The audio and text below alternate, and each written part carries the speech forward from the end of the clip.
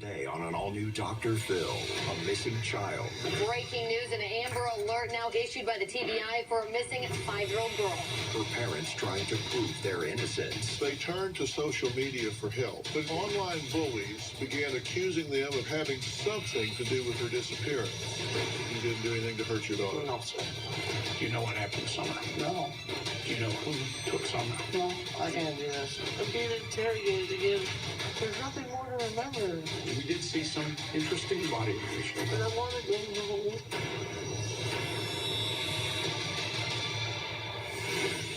It has been almost 4 months since 5-year-old Summer went missing from her home in rural Tennessee on June 15th. Her parents, Don and Candus, say they believe someone came through a wooded trail near their house and grabbed Summer. Don says that he fears his little girl is dead. Yet Candus says that she just must remain hopeful. Take a look. Breaking news, an Amber Alert now issued by the TBI for a missing 5-year-old girl. The search continues for Summer Wells from Rogersville. Wells is roughly 3 feet tall, weighing 40 pounds with blonde hair and blue eyes. She was last seen wearing gray pants and a pink shirt. Now, she was reportedly last seen outside of her home in the area of Ben Hill Road and Beach Creek Road. 19 agencies, including the TBI and FBI, are assisting in the search, along with air crews. The Tennessee Bureau of Investigation said the search for Summer is, quote, definitely outside the norm when it comes to the standard amount of time for a missing persons case like this. Despite doing everything within our power and exploring all avenues, the circumstances leading to Summer's disappearance remain unclear. We continue to hold out hope that Summer will be found safe. We will not quit until we find Summer Wells. In reflecting back and recalling that day, Candus says that she and Summer had a great day, from running errands to swimming in a nearby lake to planting flowers with Grandma. When they got home, Candus watched Summer go through the front door, but she never saw her come out. June 15th, 2021, it was just a normal day. I called my wife and she was getting her mother's prescription, so I decided just to go ahead and work late. We just finished planting flowers, and then Summer was putting the rocks on top. And then she got a piece of candy from Grandma, and then she asked to go back in the house with the boys. Well, she walked right in the house. After Summer went inside, I walked back over here to my mom's camper, and I fixed my mom's knee brace when she was sitting right here in the doorway. And I told my mom that I have to go back in with the kids. Helping my mom with the knee brace only took like 2 to 3 minutes. After I came into the house, I asked the boys where she was, and they said that she went downstairs to play in the playroom. And I came into the playroom and looked. I even looked under the bunk beds and everywhere, and she wasn't here at all. And when I couldn't find Summer in the basement, I come outside, and I stood up here on the hill, and I hollered for her and told the boys that she wasn't down there. And then I went outside, and I called Donnie right away. About 5:30 p.m., my wife Candus called and said she couldn't find Summer. I said, well, hang up for me and call 911. So I threw my tools in the car as fast as I could, got in there and started down the road and called 911 myself. I passed all kind of cars in double yellow and everything when I'm getting really worried. So here's my road. I pull down here. Here's the creek right here. I noticed my 3 boys are together and they're over here looking. And then I looked over that way and seen my neighbor coming this way towards my boys, and my heart sunk because I knew she was abducted. I knew she was gone. But just like many parents of missing children these days, Don says they turn to social media for help. But instead of sending clues to his daughter's whereabouts, online bullies began accusing them of being guilty of either killing their daughter or having something to do with her disappearance. So Candus and Don say to prove the naysayers wrong, they sat down with body language experts Scott Rouse and Greg Hartley. Now, Scott and Greg are interrogators who have worked with the FBI, law enforcement, and the military. Scott says his approach is biological, and Greg looks for motivation. Together, they have been called a human lie detector. Now, Scott and Greg agreed to sit down with Don and Candus to dive deeper into their story. There's no such thing as body language of deception. There's only body language of increased stress, and that indicates something for us. There are no absolutes. Just because someone does this doesn't mean they're lying or telling you the truth. And in real life, every day, debriefers do exactly what we do. When they find information the person doesn't remember that they saw. I thought it was a four-wheel drive, like Ford Escape or a Bronco or It looked like a blue minivan to me, but I don't know. small blue minivan. That's what it looked like to me. We knew we would get to a point where it was going to be hard emotionally. And that's hard to do because people will think you're a monster, but that's important to getting facts. Do you know what happened to Summer? No. Do you know who took Summer? No. We actually hit harder on the questions for what happened that day. When did this happen? How long was it before this happened? When you come home, when you first come home. I'm not doing all that. I'm not doing all that. I can't do this. So they're trying to help. They're trying to help. It's not helping me. I know, but they might. There's nothing more to remember. We did see some interesting body language. But I want to do it. Well, guys, this is an interview that you conducted near their home, and a lot of interesting things turned up, but I want to look at those and discuss them. Now, Scott, what has jumped out to you most about either one of these two, either mom or dad? What's jumped out at you most? The differences in comfort and discomfort as we speak with them.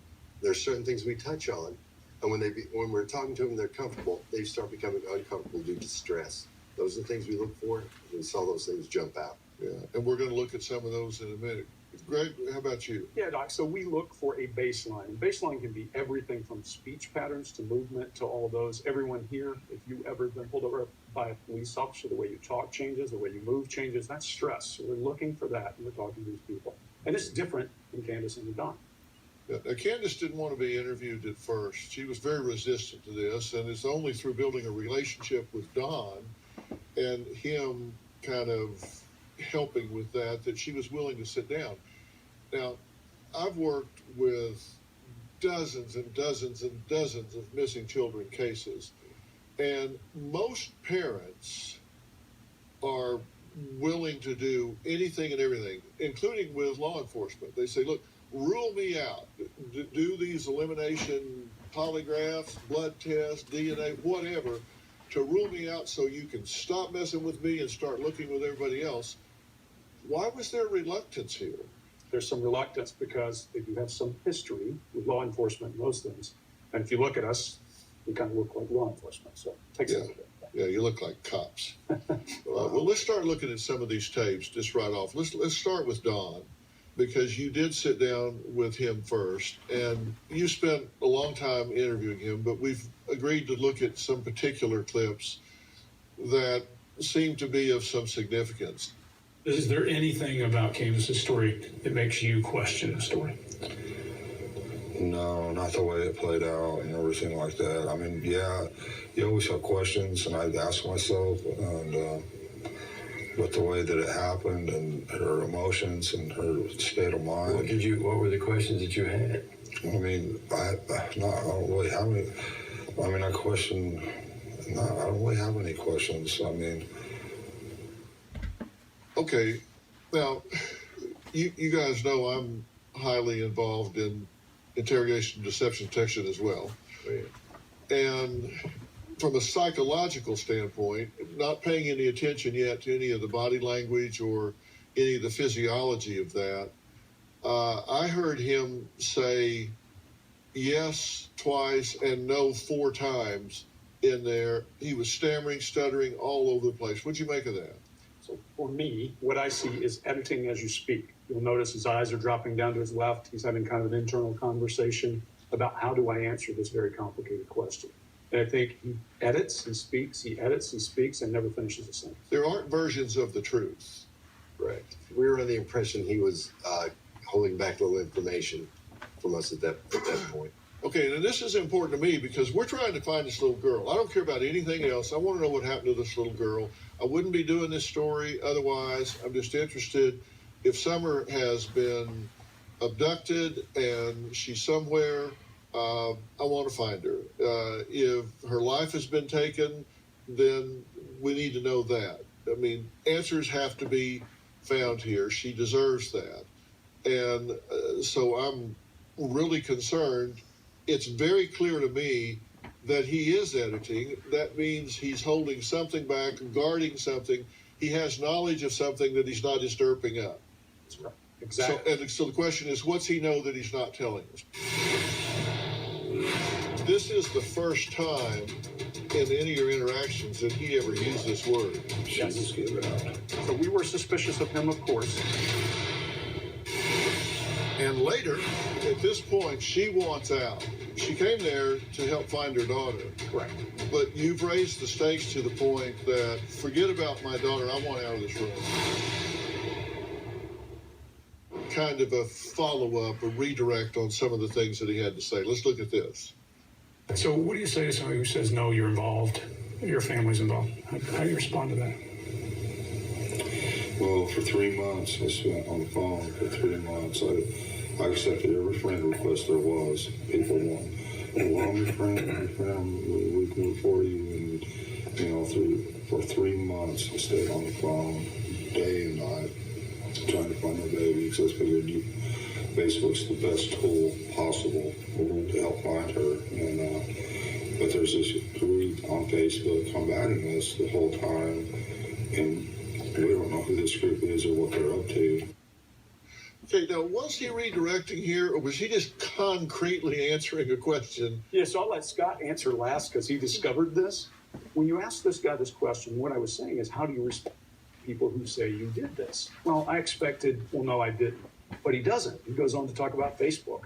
In usual interrogations, we assume that is deceptive and avoiding. When Greg asked him how he responded to that, he's talking about responding to people on Facebook. He's talking about responding to people on YouTube. He's had a whole lot of flack come from that direction. So I understood that he didn't see it as when an investigator asked you that question, or when I asked you that question. He said, in other words, he took it as when social media asks you that question, how do you respond to them? That was his physically, how do you do it? Come up here with me for a minute, if you would, and let's take a look at this, because this, to me, would be just real deflection and deception unless you understand that he's very concrete in this. Let's look at how the question is asked. So what do you say to somebody who says, no, you're involved, your family's involved? How do you respond to that? Well, okay, at that point you said, how do you respond to that? You meant, how do you respond to it? Like, no, I deny that. I don't, exactly. But instead, he says, well, I used the phone, I used the keyboard.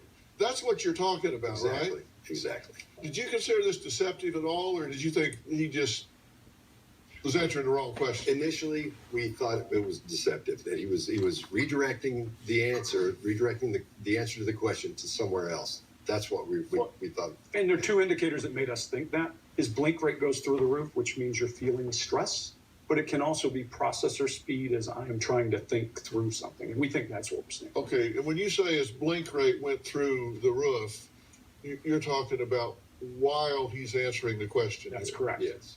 well, for 3 months, I spent on the phone for 3 months. I accepted every friend request there was. People want, well, I'm your friend, we can move for you. And, okay, his blink rate here is probably 70, 80 a minute. For sure. And that's higher by far than anyone sitting here. Let's take a look at this third clip. Let's just watch it through and then we'll break it down. Go ahead. Do you know where Summer is? oh, no. I wish Do you I have did. any earthly idea what happened to her? No. I wish I did. Do you think Candus had anything to do with it? No. And what about this? And you think what might have happened to her was what? She was kidnapped. Yeah. When he says kidnapped, I associate kidnapping, because of my background, with trading the person back for something. If that's the case, that has meaning. If it's just he uses words interchangeably, has no meaning. Yeah, and we don't know. You know where Summer is? But this is the first time that in any of your interactions that he ever used this word. She was kidnapped. Okay, so that's the first time that he ever used that. And he used abducted in your lead-in footage. If you Right. Abducted. Now, and there's a substantial difference. Yes. Abducted is just all of a sudden she's there, then she's gone. kidnapped is transactional. That's right. And that's a guilty language thing that we collectively look for in the business. Guilty knowledge means something. So we were suspicious of him, of course, and we developed a relationship with him that caused this second interview to occur. At this point, he's cooperating. Yes. Yes. And he's been cooperating throughout. Yes. Yes. Sometimes to his detriment. Yeah. For sure. With like social media and that sort of thing. Mhm. Yeah. Okay. Now, there's Candus. And you sat down with Candus with Don. Yes. And coming up, what was the question that caused Candus to take off her mic and walk away instead of staying hooked up to efforts that could lead to finding out what happened to her daughter? And that's a significant distinction because, as I said, most parents will do anything and everything to find their daughter. And you'll hear her say a very important sentence that spoke volumes to me. You'll find out what that is right after the break.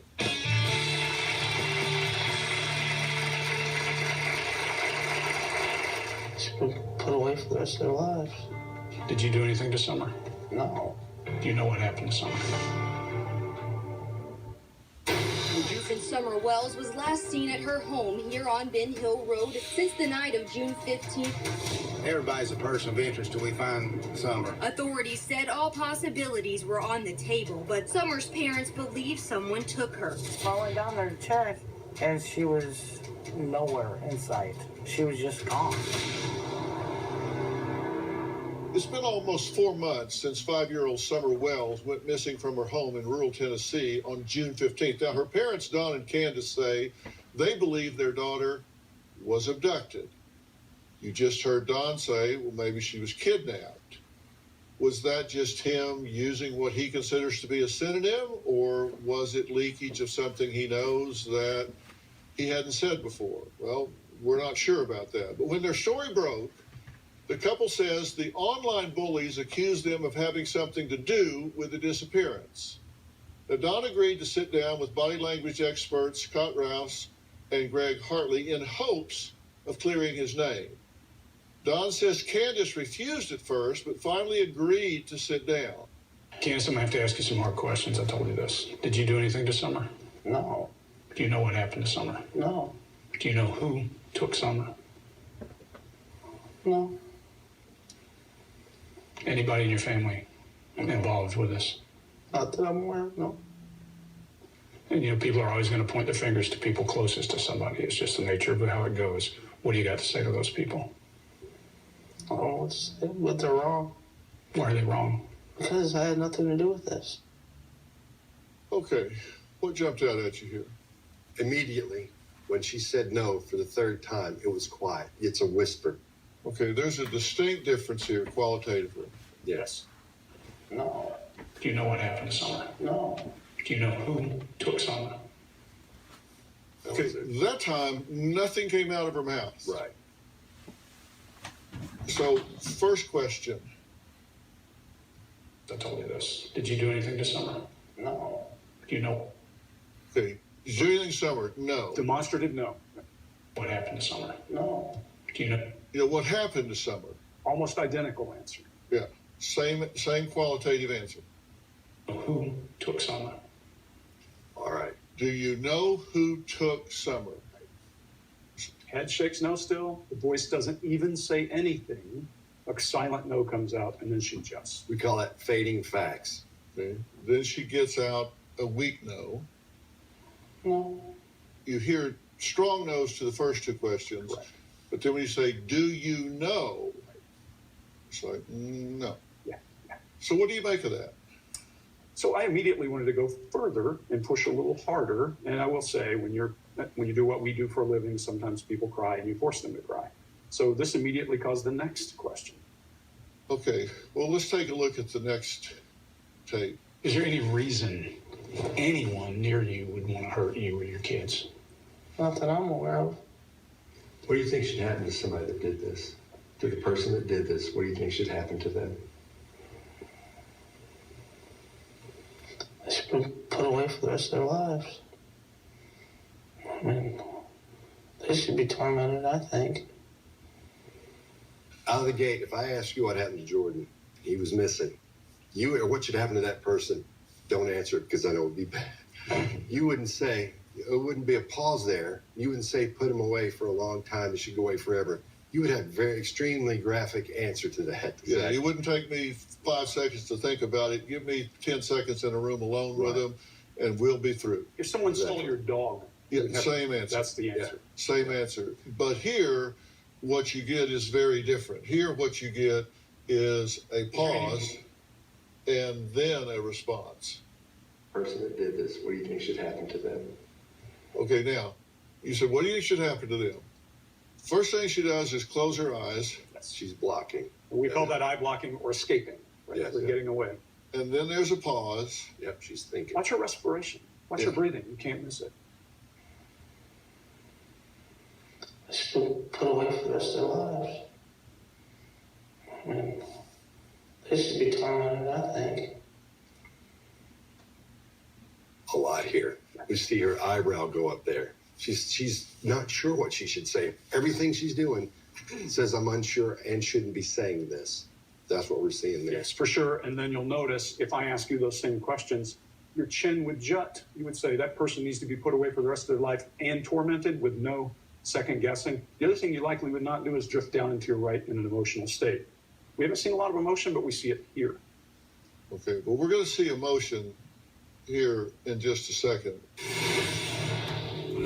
She's talked about her disappearance. She's talked about looking for us. She's looked at the bed she's not in. She's looked at trigger after trigger after trigger and not a tear.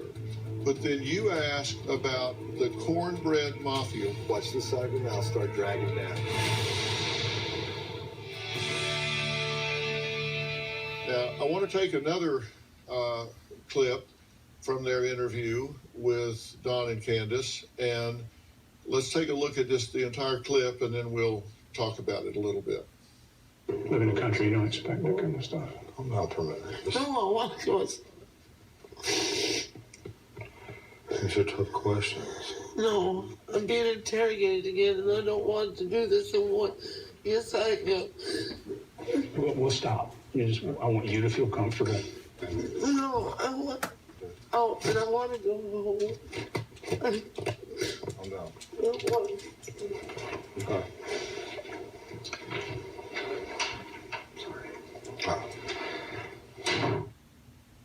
Okay, this is right after you ask about the Cornbread Mafia, and she had the response that we saw, and now she's fleeing the scene. Yes.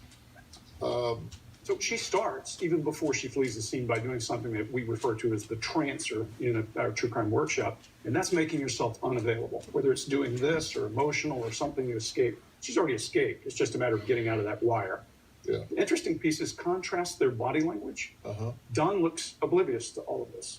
He's trusting us and paying attention to us. She's not. It's an interesting. Yeah, and at this point, she's down in her chin. You ask them a question and they feel they're being threatened, you'll see that chin drop.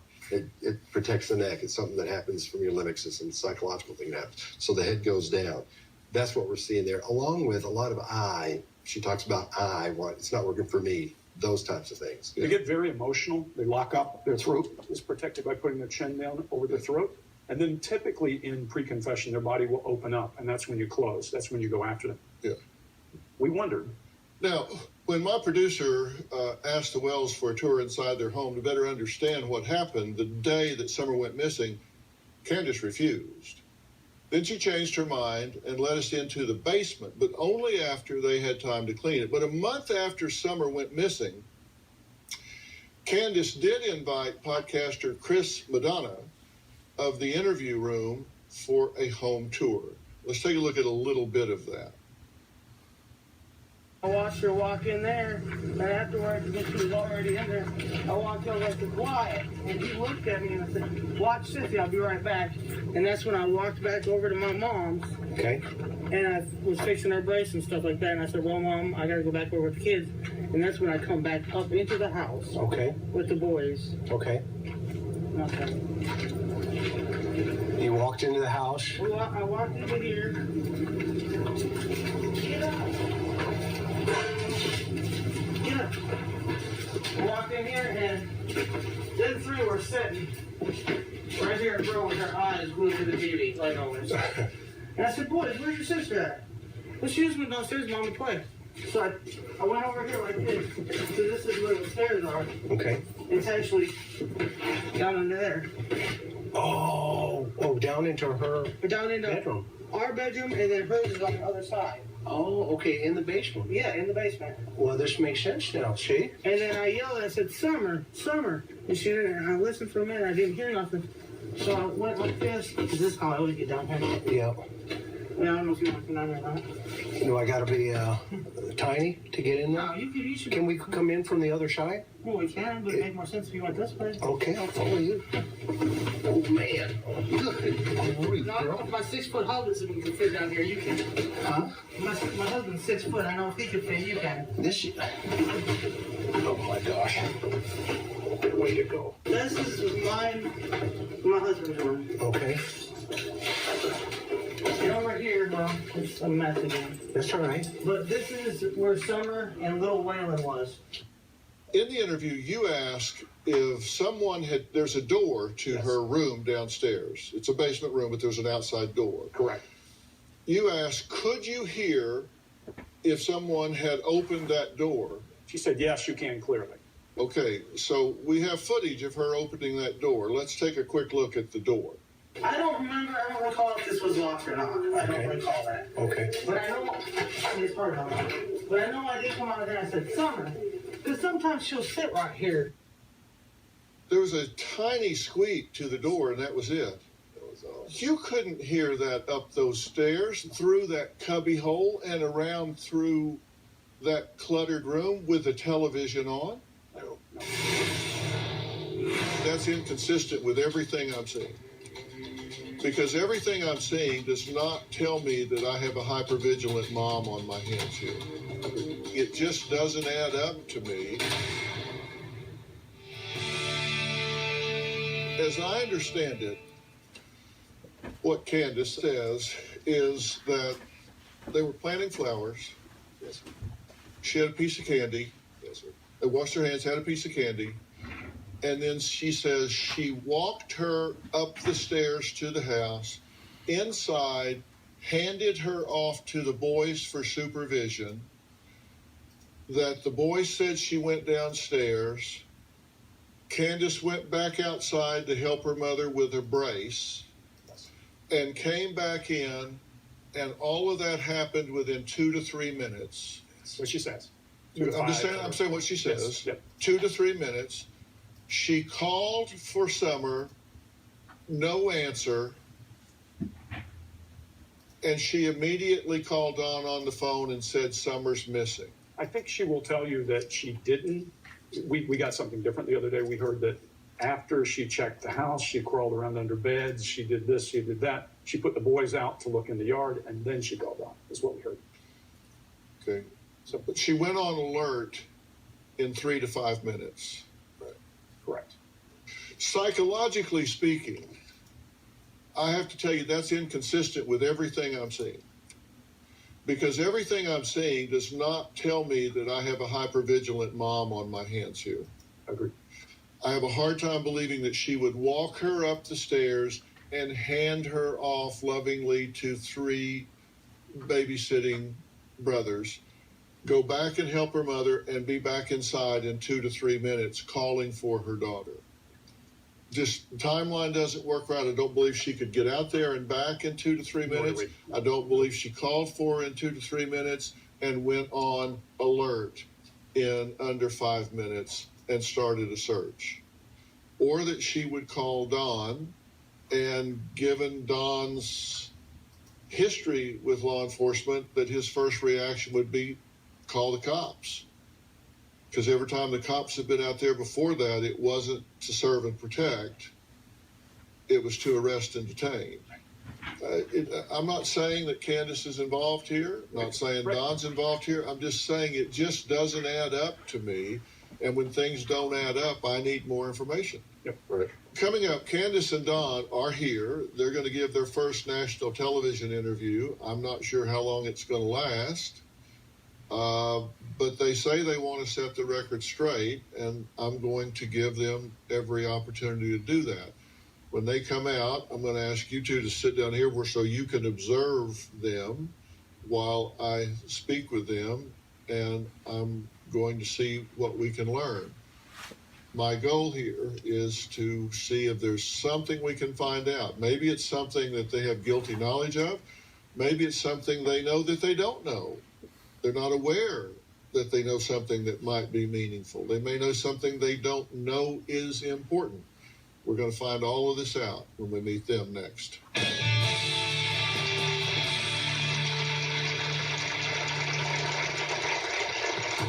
I have two distant relatives that called TVI the second day after Summer's disappearance and told them that I'd done a horrific thing to my daughter and killed her, and they put it out there on YouTube. I started getting messages constantly. Every day it was bad.